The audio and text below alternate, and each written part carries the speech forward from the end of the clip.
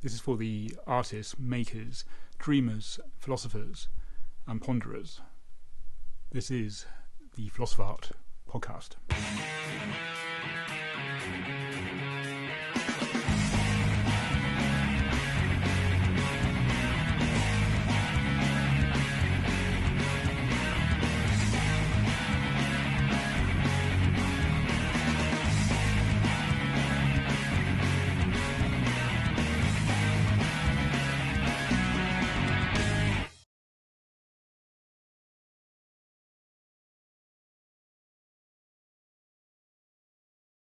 Fantastic. Well, first of all, thank you for having me on your podcast and giving me this opportunity to talk about art, which I love so much. My name is Catana Malinowski. In the art world, I am known as Catana L. Barnes because that was my previously married name.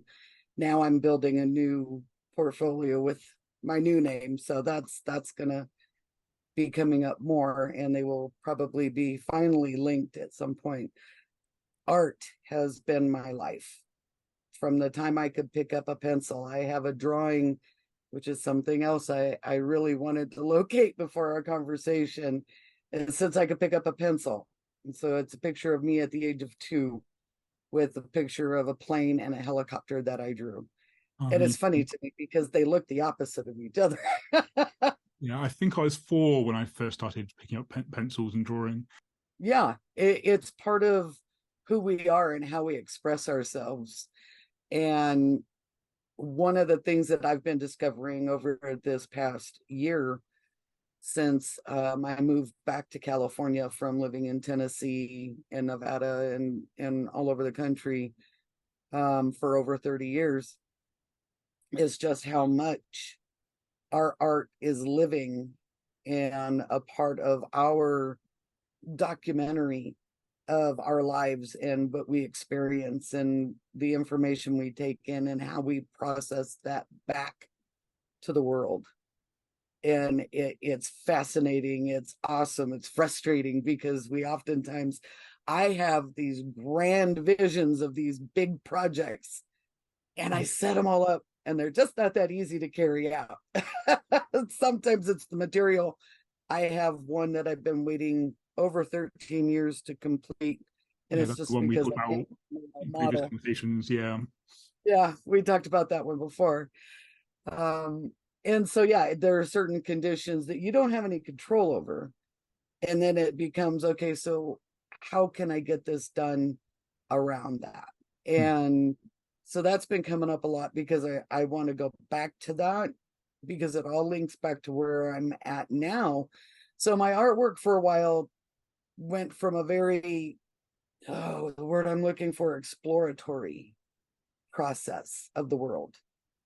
So what does that look like if I do that? What does it look like if I try that? What does it look like if I do this? So I had sculpture, drawing, paintings, photography. And when I was in college studying art and getting my bachelor degree in art, there was all that exploration and process, different materials, different colors, which I did not realize until late into my art learning process and writing a paper for one of my classes, the process of art as therapy, which leads to my next segue into what I do now, that I realized, and color theory. There's a lot of different overlaps here in psychology and how color is affected and how it's represented in art by people who've experienced trauma. My life, things were black and white and did not have faces because that was a representation of my trauma. I didn't know that then, but there was some pretty cool stuff and some pretty interesting stuff that came from that. And then as I began to dabble with color, then I started to notice contrast. And I love contrast. I love playing with contrast. The richer it is, the more I enjoy it. I know this is going to probably sound funny to some people, but Robert Mapplethorpe has some of the most beautiful photography with his flowers. That was what I was first introduced to. with Robert Mapplethorpe, and there's the rest of his story I will leave out. But the man was a tremendous photographer, and I loved his work with contrast. Edward Weston is another one that I love, his play with contrast and light and form. Mhm. And some would say I have a very masculine way about my artwork. I've also been told that it's very Italian, which would probably get back to a very masculine way of approaching artwork. I love sculpture. So one of the last things that I did in my last series of paintings was texture. And I will share a link with you to one of the paintings that I did. And I love to work big. If I could, I would own a flat where I could do well, my problem that now I need to go smaller because I'm running out of room. Yes, we begin to outgrow our space. We start smaller and we start to grow, and it grows on us. I'd have a flat where I could just do the most intense work. Of course, then getting it out there and showing it would be a little trickier. But line form, texture, and there were still, most of it was still based off of two different aspects of my life. I feel that I have two different parts. There's the physical and then there's the emotional. And I say physical because I was born with little to no immune system. I was given a man-made immune system through the military. It has been a very interesting experience. The choice that my mother was given when I was born was to let me die, put me in a plastic bubble, or try this experimental immune system. Long story short, it's been a 56-year process of going through the craziest medical stuff. I now live in extreme pain every day. And so a lot of that and the emotional pain from growing up mentally, physically, and sexually abused, going through rape, systemic abuse, primarily education and judicial system, told very different stories than where I'm at today. Yeah, because you use the art to process that, haven't you? At times. Yes. Yeah, it has been, exactly. It's been through the art process that I developed a process that I call transformational art. It helps us reclaim our power emotionally and physically, of course, physically up to a certain point. Emotionally, we have the choice.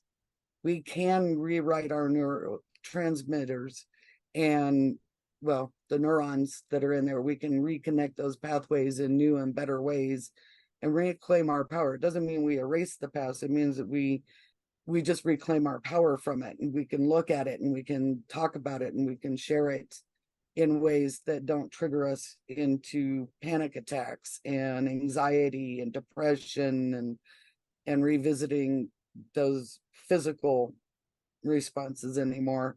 That's what I had been focusing on for the last 10 years. Yeah, because you talk about by the rewiring, but it takes a long time, a lot of hard work to rewire that over years and decades even. So oh, absolutely. I went through 22 years of traditional therapy, and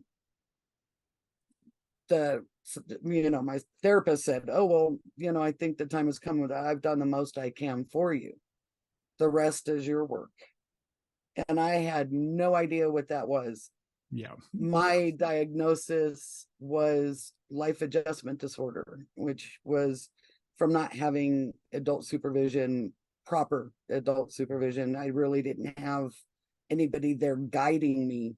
I was learning life by the ropes. And of course, I made a lot of choices and a lot of bad mistakes along the way, combined with health challenges, which just compounded the whole thing. And then, of course, all of the other experiences. So it does take a long time. And if we practice it every day, even small amounts every day, it does improve. I found myself changing by leaps and bounds in the past 3 years, and it has changed my art. Getting a master's degree in legal studies with an emphasis on constitutional law changed my artwork.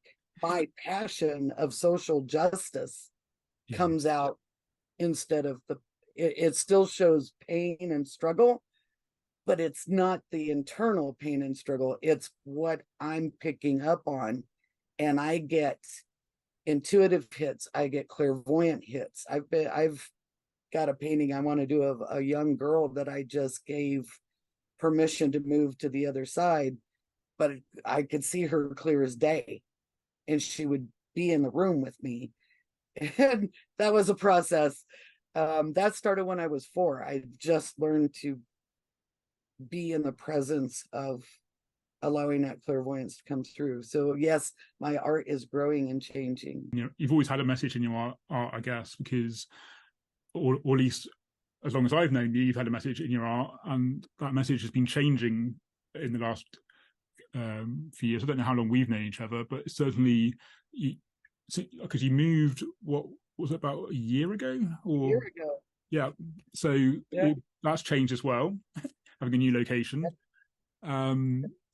What I wanted to ask was, when you met your husband, was that in a height of art, and did that change the way you connected to your art and also your past, I guess, because you now had a loving relationship, so that would have changed. I don't know if that changed the way you approach the art, or whether you just left you to it and you had your art moment. So. My previous husband, because I'm still married to my second husband. The past marriage was 31 years, and it was a toxic marriage. And okay, so that didn't help so much, but the current one. Yeah, and the current one with all the different stressors of, the job loss and struggling to get through, and still having things pop up that we weren't ready for. It does change my artwork. It does change in a weird way. It's solidifying where I was going this direction. So all of the sketches and the things that have been coming to mind, it's actually adding and making it more driven to this particular way that I'm approaching now. And I'm looking forward to putting it out there. I'm doing the sketches, and then what will come to me. So will it be a sculpture? Will it be a watercolor? Will it be an acrylic? What is it that it wants to be? Or photography. Yeah. Because of course I'm a national and international first place award-winning fine art photographer. So, and that's the body of work that addresses my history of abuse, neglect, sexual molestation, rapes, etc. And is also part of that moment that I decided to develop and use transformational art. And I received a grant based on that work from the Academic and Research Affairs Department at the University of Nevada, Reno. I believe that all art is healing, but to have that word transformational in your actual sort of main message within your art, do you want to maybe talk a bit more about that and how that came about? Because we kind of all think about transformational art in the back of our minds, but we don't really have that word sort of confirming it and making it more solid in the way that you've approached it.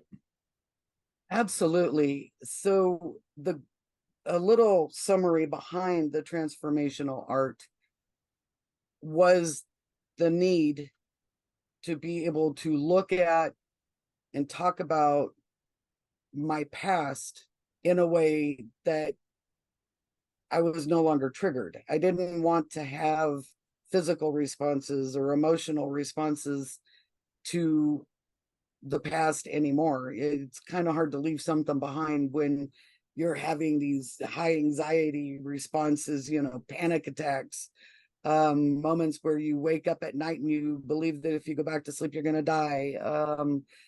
It's just these things, and you find yourself freezing in public and people will stare at you and you're just like, oh my gosh, this has got to stop. And, especially since one of the biggest things about being able to be healthy and present in the moment is being able to let go of the past. So part of that is reclaiming your power. And I don't like to use the term desensitizing, but what it is that we come to understand it's in the past. It's no longer here. It can no longer harm us. We can compartmentalize. And even through my study of art, of photography, history of photography, the document of the past.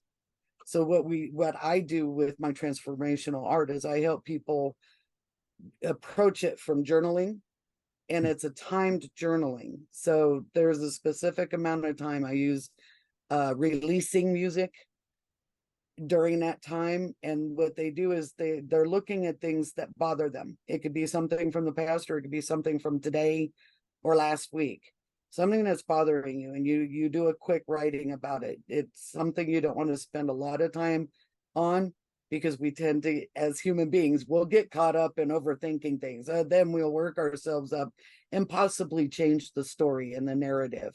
And we want to stay in the moment of when whatever that was that's bothering us deep down was just bothering us, and what were the basics of it.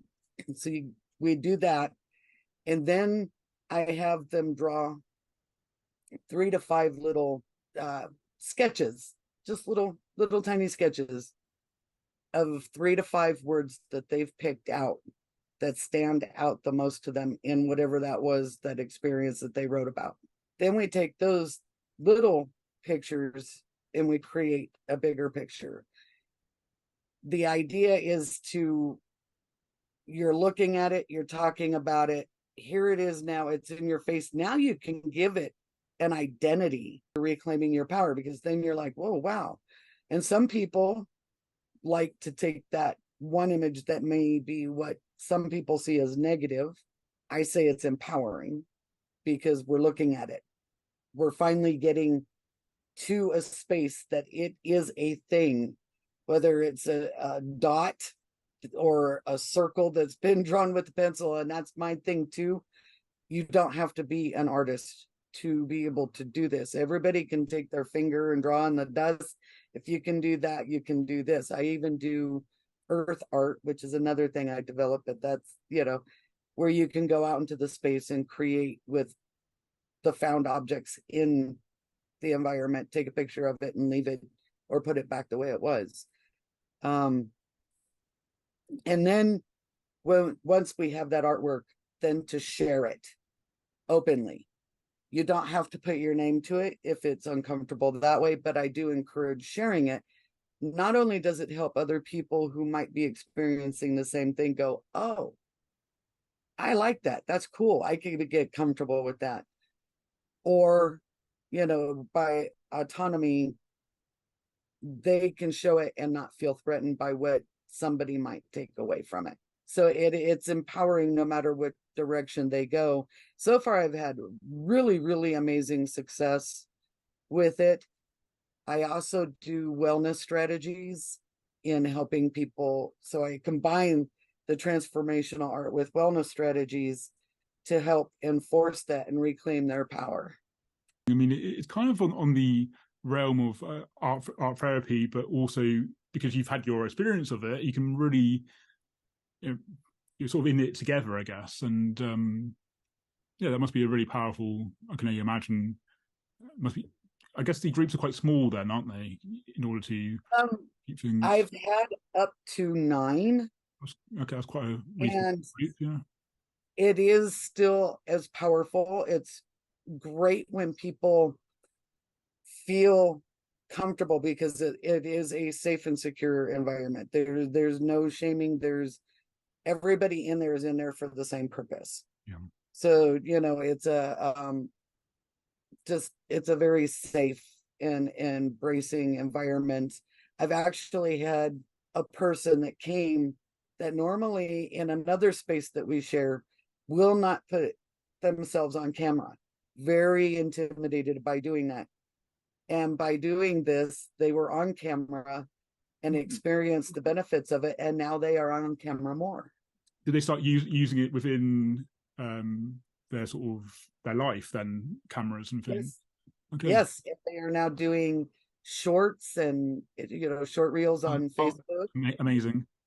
Yeah, it has transformed their life, and that's what it is about. And I just want to give a little caveat about art therapy. That is a very specific process, and one of the things that is different, a lot different about what I do, one is that I don't give anybody colors specifically. It's whatever they want, however they want to approach it. It could be clay, it could be whatever they want. And I encourage the sharing, whereas art therapy, they encourage hiding and destroying, which I feel, my personal take on that is that you're not reclaiming your power at that point. You're still hiding from it. So there's a different aspect to my process. Been doing that recently, or was this something that since the move you're going to reinstate and have that going? Since the move, I have been it's been on hold because I've been helping my mother who has lung cancer and has had to go through emergency eye surgeries. Yeah. And then my own health issues, and then of course the unemployment thing, and we have no car, so we have to go out and take the bus to every single spot, which only goes so many spaces. So it's been an interesting thing. I did recently pick up some additional things. I became a notary public. I drive cab part-time.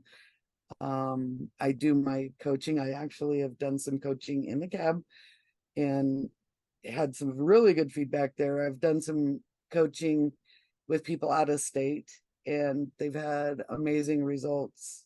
I love how it helped me, and I love watching people just feel better in the moment, and then they can carry that with them. They can take that skill and continue to use it and share it with others.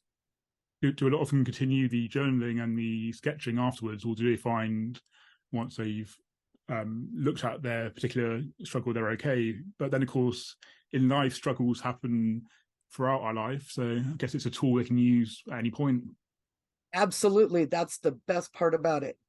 If you can carry a spiral, it doesn't have to be. And that's the thing. I think we as human beings complicate matters by saying it's got to be perfect. So it's got to be a sketchbook. It's got to be certain types of pencils.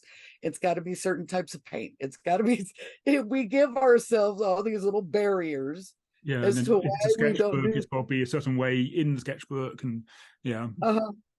And I've come to enjoy using lined paper to draw on. Yeah.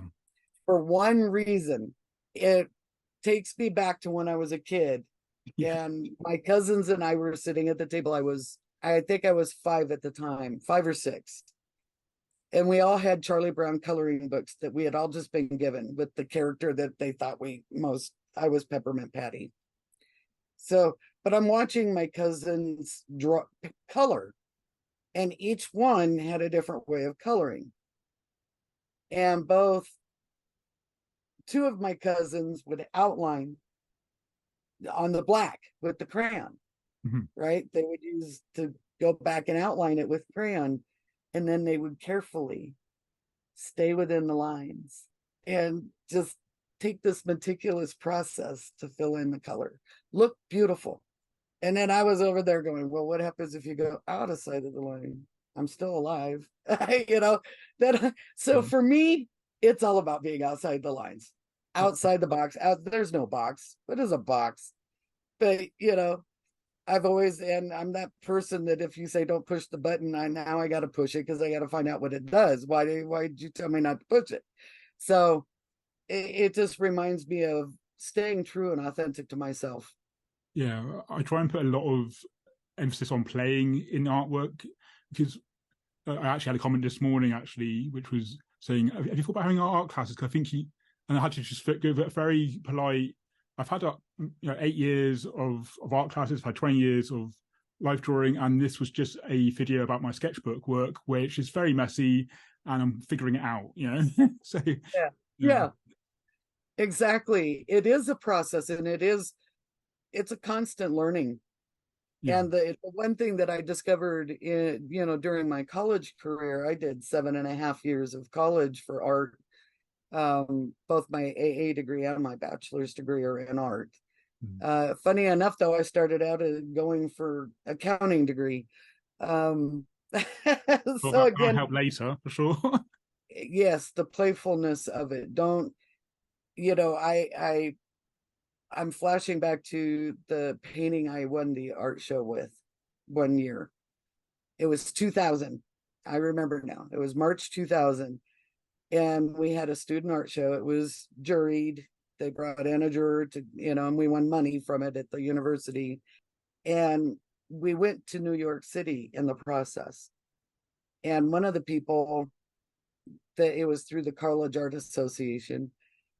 And one of the people in there just, there are some people out there that don't like who you are, and they find their way to get at you. Well, she took my money, but she never signed me up for the College Art Association conference. So here I'd spent money that my family desperately needed. I was married with 3 young children. Yeah. And I went for this conference. And when we got there, they said, "Oh, no, you're not signed up." Longer story short, I was given a pass, city pass.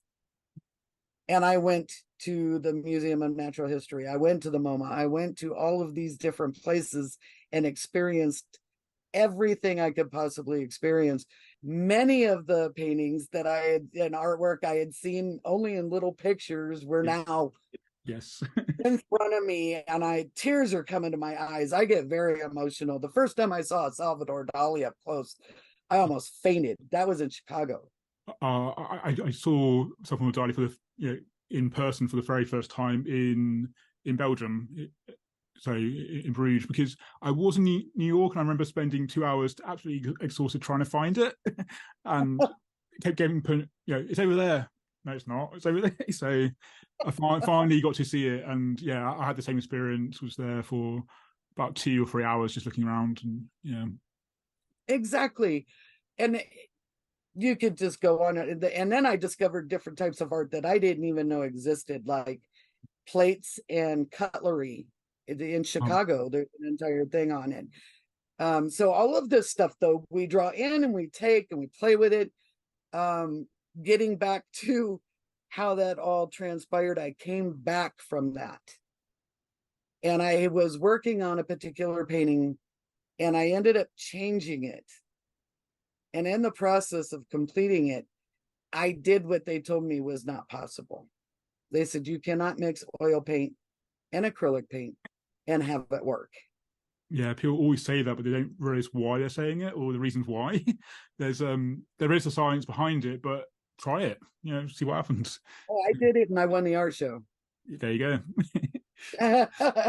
So, my experience, that gets back into the experiences and the playing. If you're willing to be open and just let yourself go unrestricted, you'd be surprised at what you can come up with. Yeah, exactly. And it's through the play where it all goes wrong, a lot of failure, and then suddenly you have a day where you have that amazing thing as an artist where it just works. And yeah, it's through all those hours of it not working that suddenly you're onto something. And I think a lot of artists forget that when commenting on our social medias and things, or those who often aren't artists commenting on things. They just forget that Yes. there's a lot of experimentation, even when you're classed as a professional artist having sold some things before. Yeah, there's still experimentation in that mix. Yes, I've been blessed to sell quite a few of my paintings, and it just encourages me to keep exploring. And they've been the ones that I've done the most exploration with, and especially with textures and different ways. I have a painting on the wall that I did post online. I think you saw it. So That I did. It's the one with the figure in the middle, and it's so the light space, it was actually painted in the way you paint watercolor.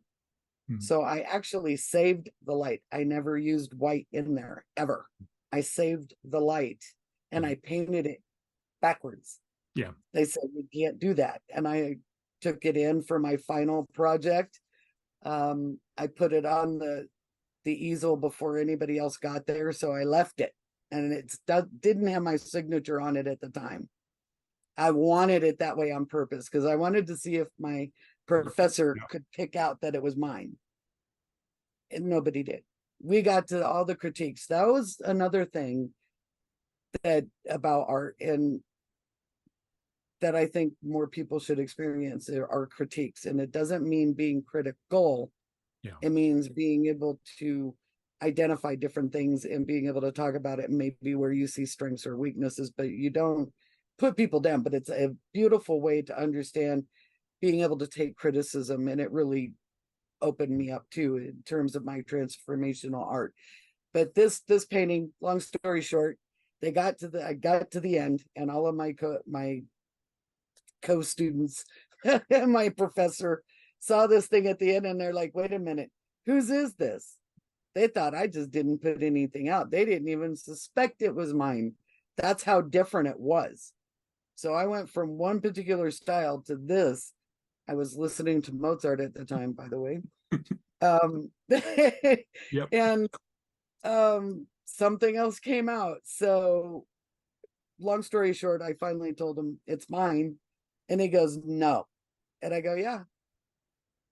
What? He gets up and he walks over and he looks at it. He's like, looks at me, just can't believe that came from me. And all of the other students.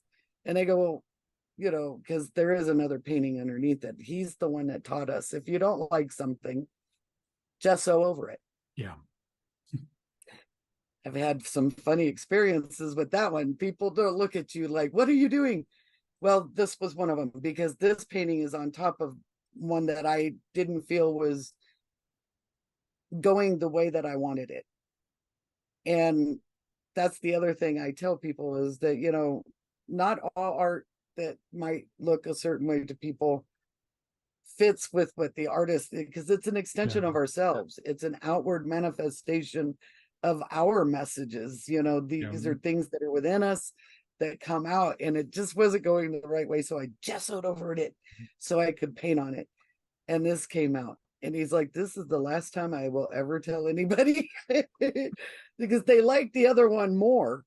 Right. And so that's not to say this one was successful. He said it wasn't that it was not successful. It's just that you took away one of the most beautiful pieces you've ever made, you know, since you've been here, and you covered over it, you know. And he's like, I'll never tell anybody that again. So I thought that was a funny, but that's part of that playfulness. Are you willing to reset and just go for it? Yeah, I find if I don't like a painting, then I will keep it because there's someone who might like it. But then if it doesn't feel like me, yeah, then I'll just get over it at that point. If it doesn't feel like a part of my work. Yeah, and that was what it was for me. It wasn't a matter that I didn't think that somebody at the end would like it, because most of my artwork, because of my past, was very dark. This is not stuff you would find in most people's homes. You know, you might find it in a haunted house somewhere, but you know, they're very dark pieces. A few of my teenage ones were a bit more like that. A lot of experimenting with painting with fire and things. So, yeah. Ooh. Yeah, so there's some good pieces, but they are dark. Yeah. Yeah.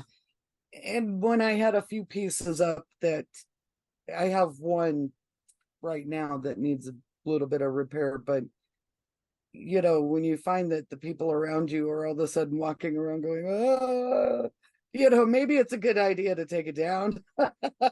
You know, it's not one of those that hangs up forever that way. But I do think it has its time and its space. It is part of how I developed to where I'm at now. So it is a documentary of how I got there, what I, you know, where my different sensibilities were, different thought processes, what I was exploring, and how it would go from the emotional into the physical.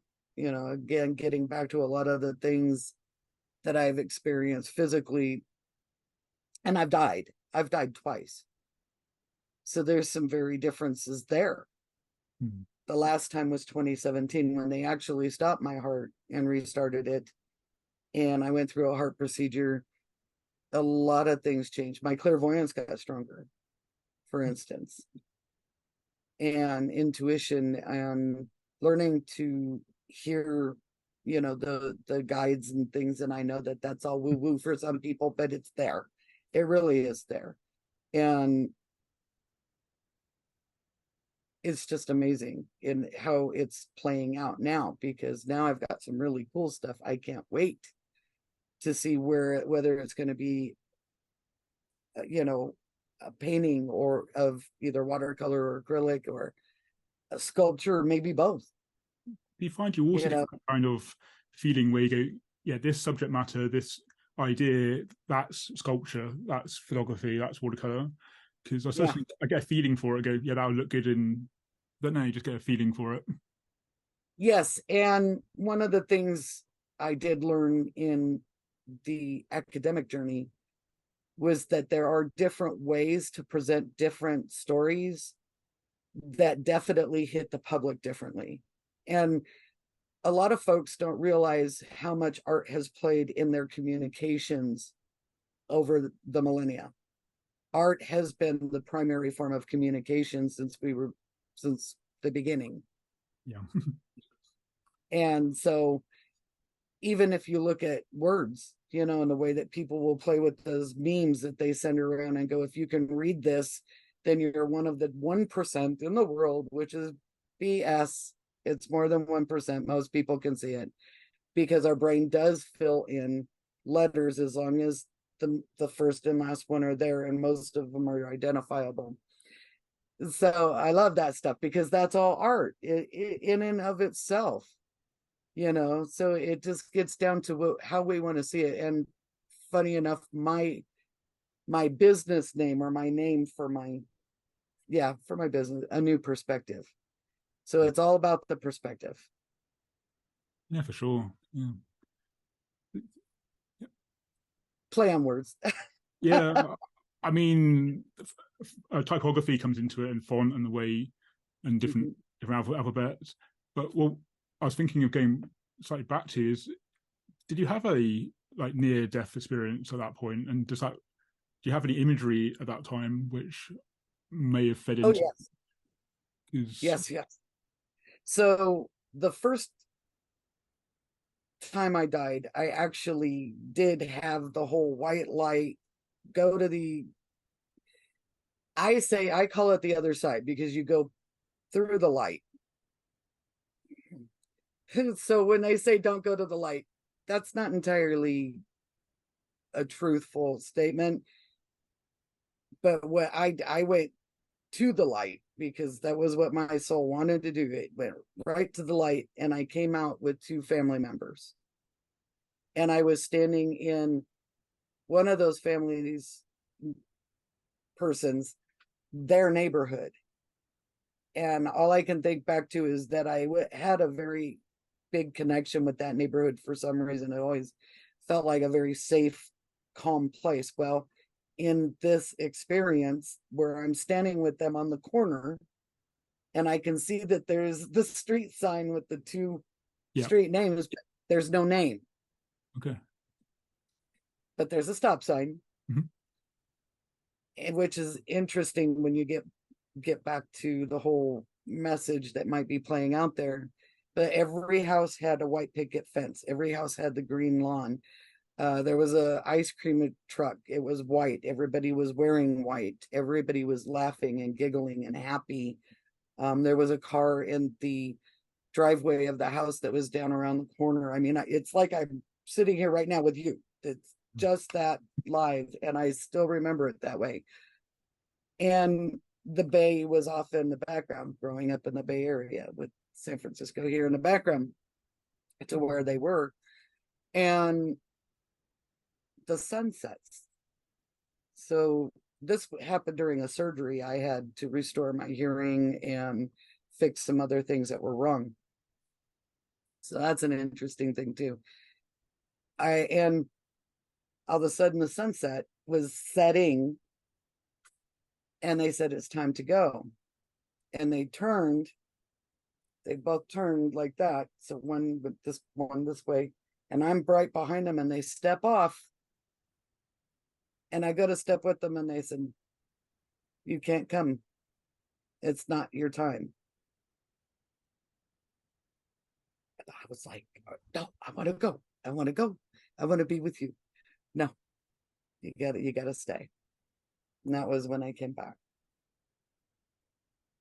Yeah, I was watching very vivid. Yeah, I was watching a whole documentary on this. So to actually talk to someone I know who's experienced it is different yet again, but they all have slight similarities. So it's, I don't know, it's for those who haven't gone through it, it's could be completely fascinating. So, and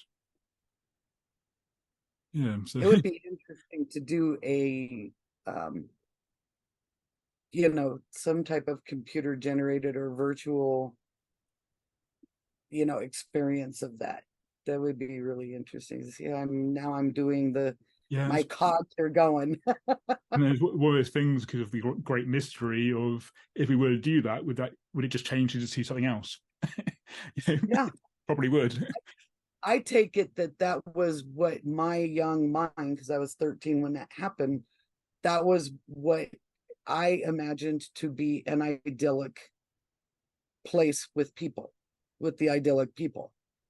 And I think that's why that was that setting, and why those people were able to give me the message, and I was able to receive that message of come back.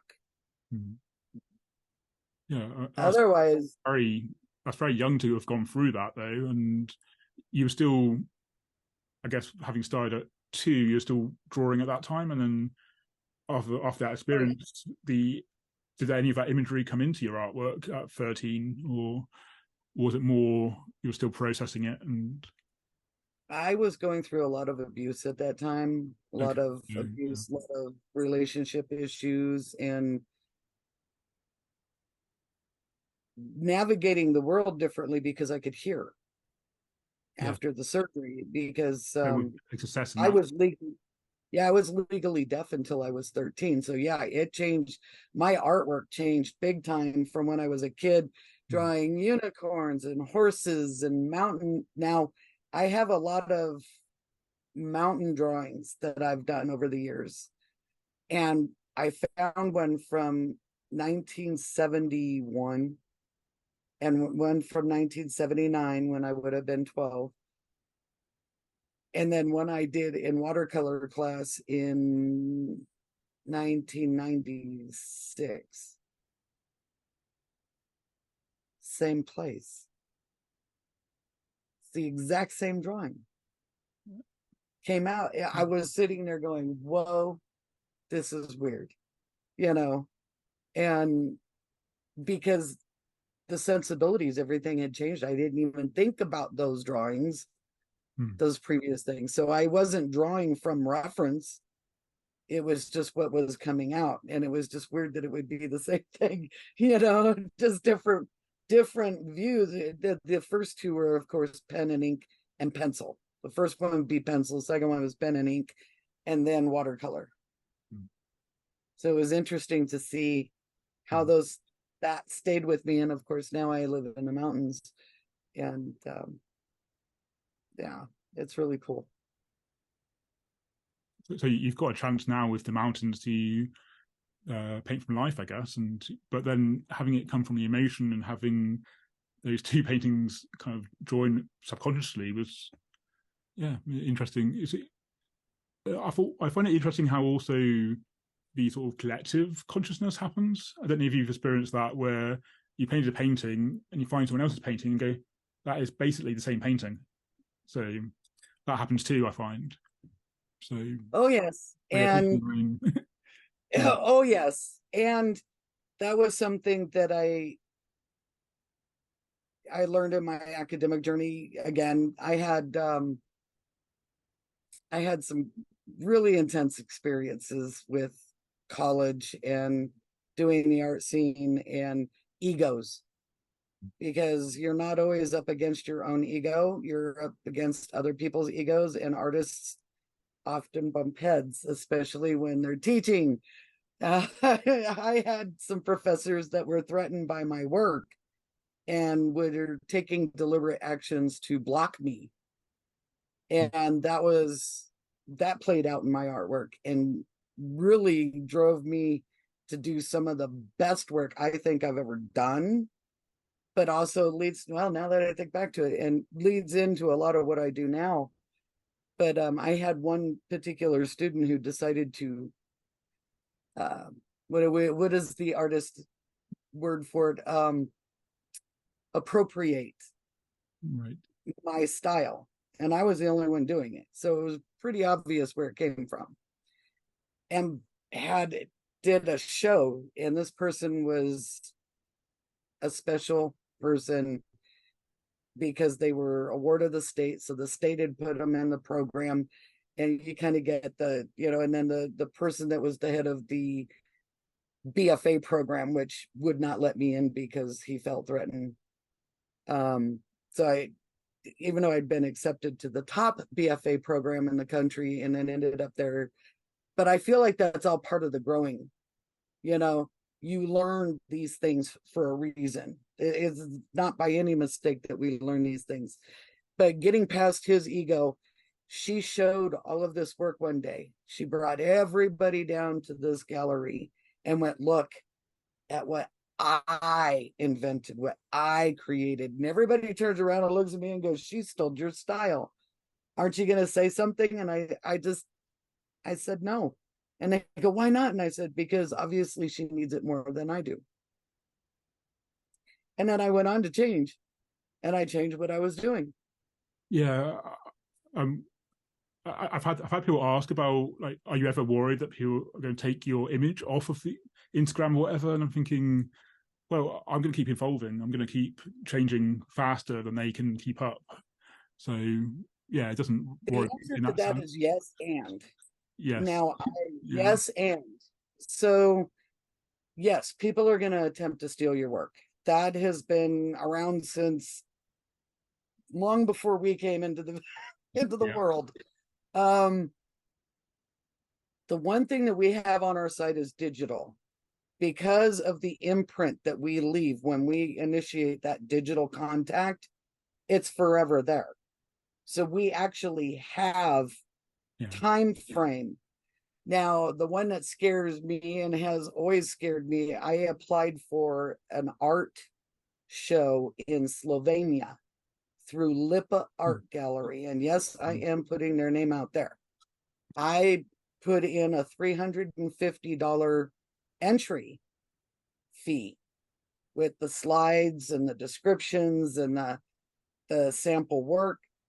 They took it.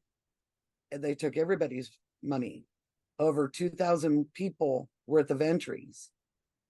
And I chased them down just to prove what kind of that button thing.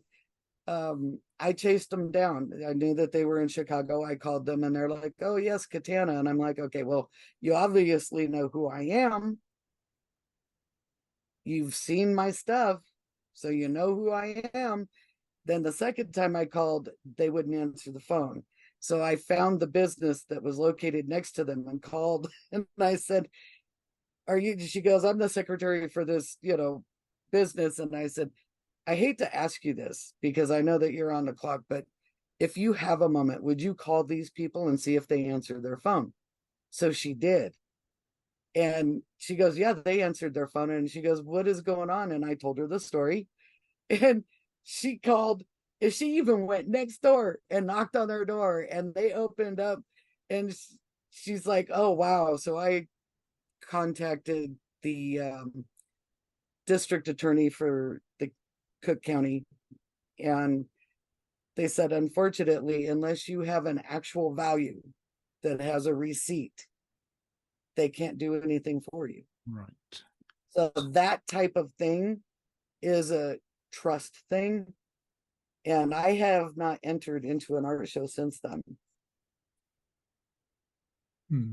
because I mean, there's that aspect. But it's on tricky. digital, we're Yeah, protected. I mean, it's tricky even the fact that they charge money because I've only a few, not for that much, but like £60, £50, so it adds up. It does, and it cost me nearly $400 to make my slides because I did them. I actually made my slides. And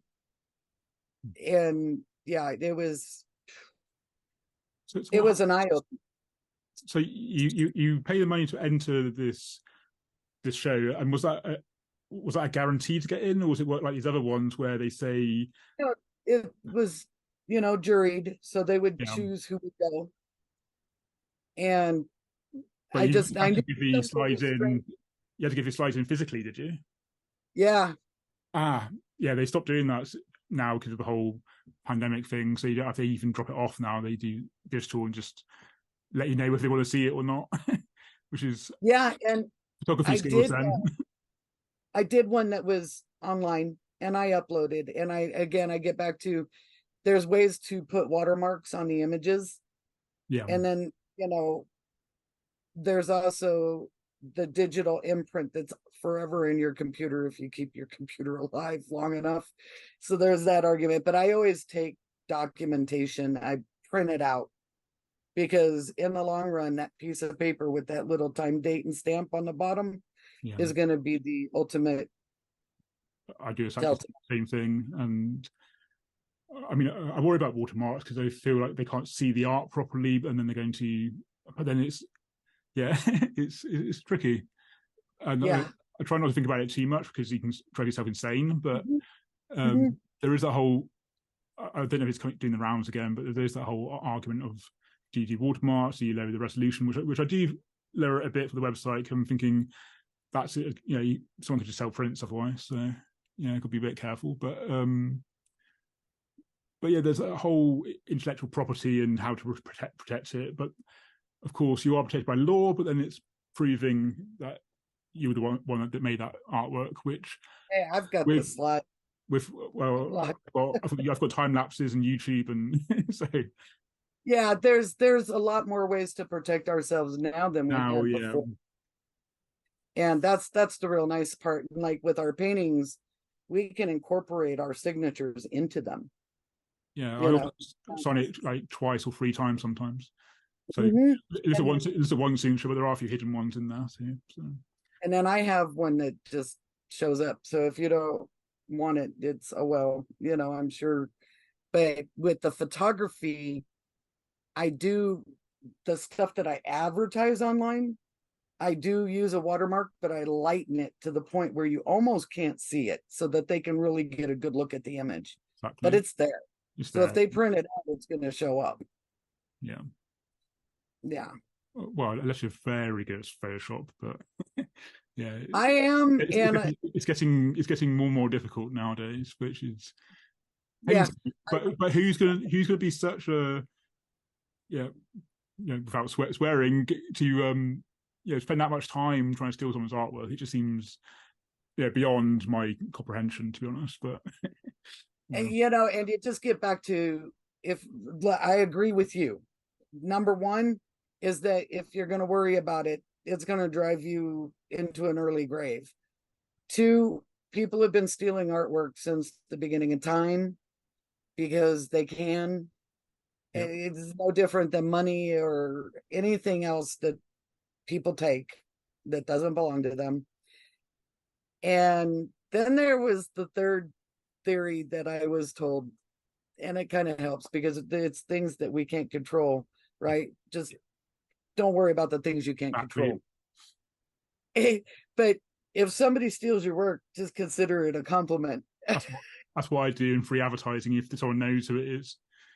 I mean, there's been forgery for a long while, so they could, even with the watermark, they could paint their own version of it, and if you're lucky enough to have got as famous as Picasso or whatever. But it's but yeah, that's been going on for years. So you just got to not worry about any of that. Just carry on with what you're doing. Just make And your when own. you have a portfolio of your work, Yeah. your style is there. People see what you do. And that was why those people were able to turn around. And even though it was the exact same technique, they turned around and went, no, you've been doing that. That's your style. So they were able to easily identify that because I have a whole portfolio of it. Good luck reproducing all of it. So we have our own thumbprints. We really do. Yeah, for sure. And yeah, people can take a style, but it's when it's blatantly copied that it's because we always take styles, we get influenced by it, we put a bit of that in there, we put ourselves in it, and it becomes this whole new thing from all the different influences we've had to the point where it becomes your own. So exactly, that's what we were talking about before.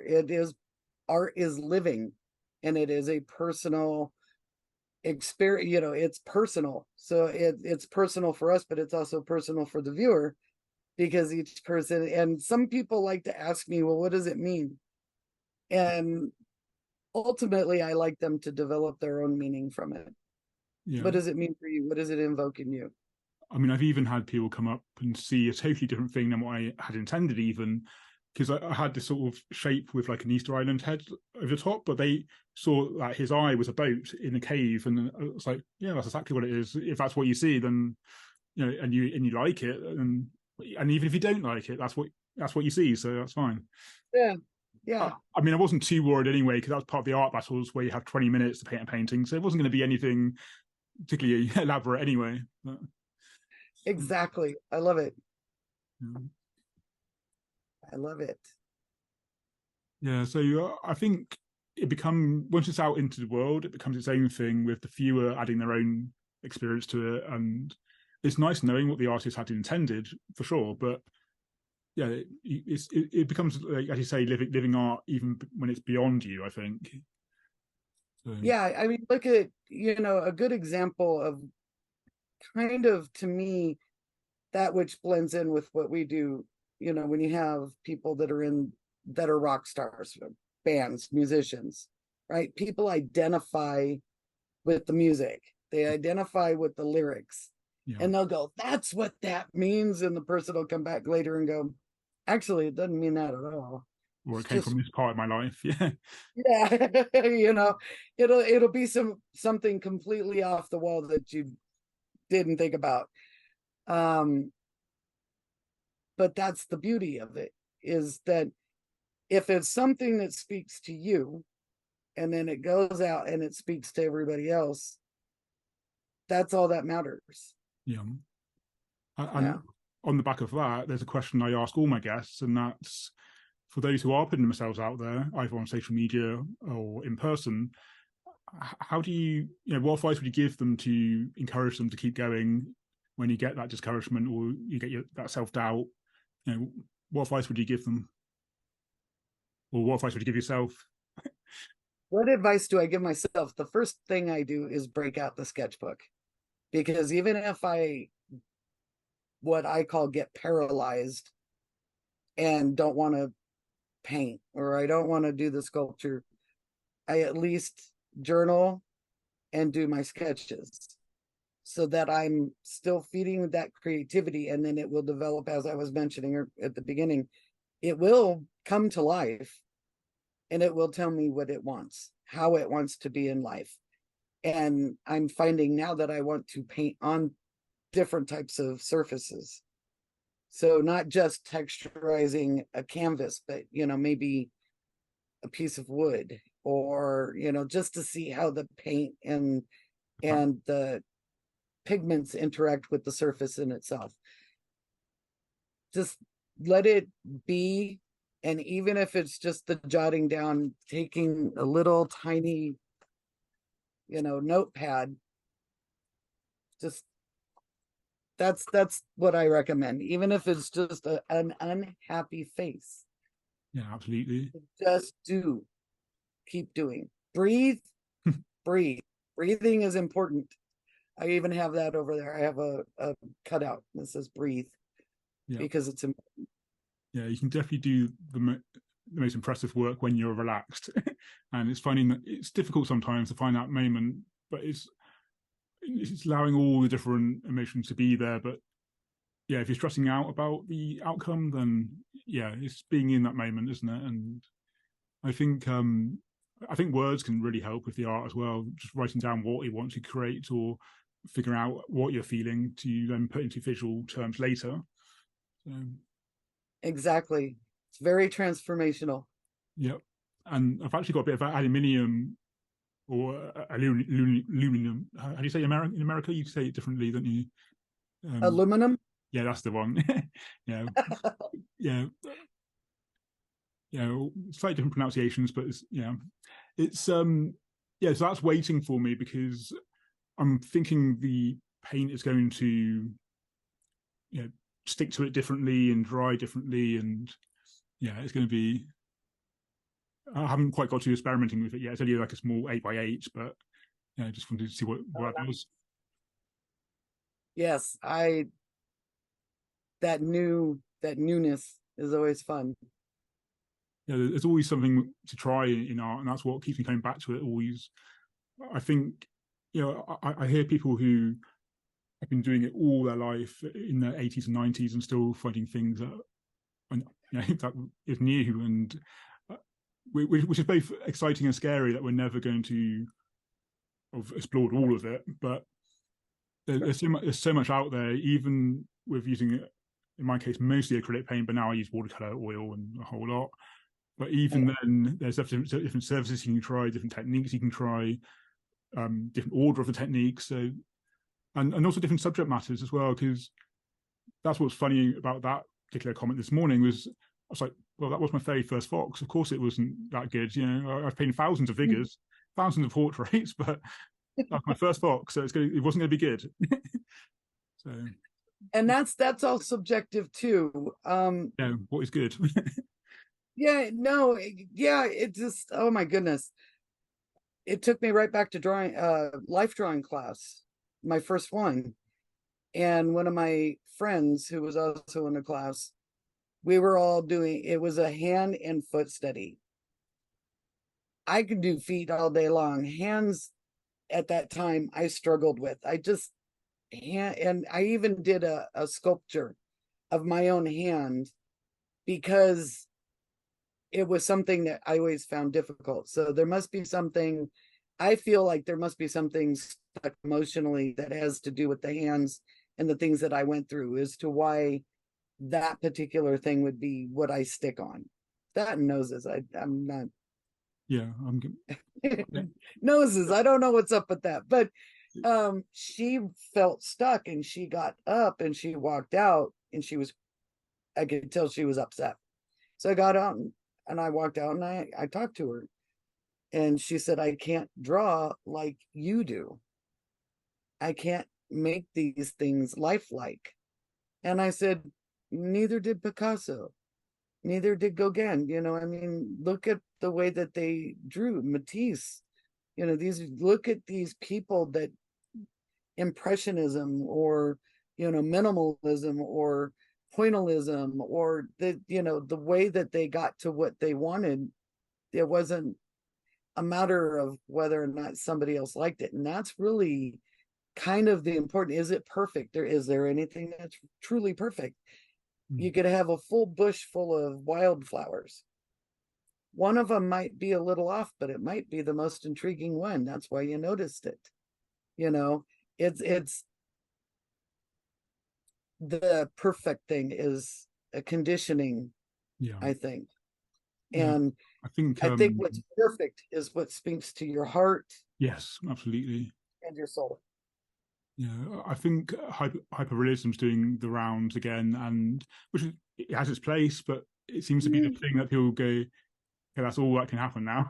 And what they don't realize is a lot of those who could draw, because Picasso could draw, but then he got bored. He that wasn't the vision he had in mind for what he thought was the most aesthetically pleasing or the most that gave him that satisfaction.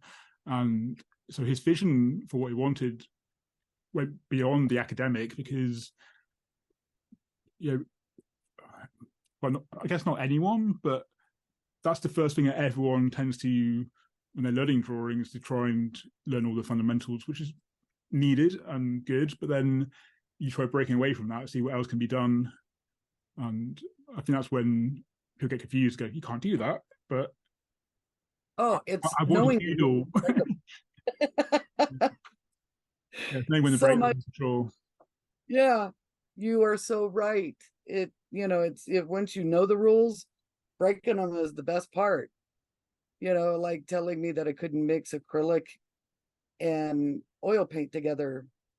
The side funny note on that is I evacuated the entire art department because of all the turpentine I used to make my thing happen. That would have happened if you used oil paint on its own, though. So, so there's funny little side notes to everything. And no, I mean, oh my goodness, yeah, the artwork, knowing the rules so you can break them, it is an important thing, but it's not the only thing. Yeah. That's for sure. Yeah, it's funny what your visual language is and what your voice is in art, I think. Mm-hmm. For me, it's very much based on the emotions. That's what I put into my art. It's how I'm feeling that day. So when people see something really detailed and then go, but you did that detailed thing last week, how come you're doing, well, that's because that's the mood I'm in. That's the how I'm feeling today. So I'm doing that. Yeah. So exactly. We are so versatile. We are so versatile in it. When we're allowed to let ourselves play. Exactly. We just got to give ourselves permission to be playful. Yeah, the artist way, I said this in the other episode, but I'm going to say it again. It's serious art comes from serious play. And I think that's, it's nice play on words, but I think it's important to remember that. So, yeah, it is. Well, this has been absolutely wonderful. We could quite easily talk for hours and hours, but I think this is a natural close. But before we go, I'm going to put in the description. I'm going to put it on the screen anyway, so don't worry about spelling or anything. But where's the best place people can find your art, or if this comes out a bit later and you're still working on, I know you've got some new chapter coming out with the website, you can send it to me then. But yeah, where's the best place so you can get hold of your art or contact you? I would say that the best place to contact me is at Catana Malinowski at gmail.com. And that's my personal email. You can find me on Facebook. I am going to be placing my art in a few different places. I'm thinking Instagram might be one of them. Mm-hmm. And I have some websites that I'm working on updating because things have been on hold for a little bit, and as soon as they're updated, it will be at Wix. So if they're not updated in time for to be on the video on screen, I'll just edit the description and put like a pinned comment on so people can find it. Fantastic. All right. Well, it's always fun talking to you around art and all the things we talked about. So yeah, thank you again for coming on. And this is where we just say goodbye, and we have and it will fade to black. But yeah, thank you. Yes. All right, bye everyone who's been listening, and yeah, I'm going to try and put these out every 2 weeks. So yeah, there'll be another episode in about 2 weeks' time. Great. Fantastic. Yeah, thank you. Thanks for being here. Thanks. Yeah, I always find the ending the most difficult because you talk for I know smoothly, and I was like, "Oh, how do we end it?" Yeah, I know.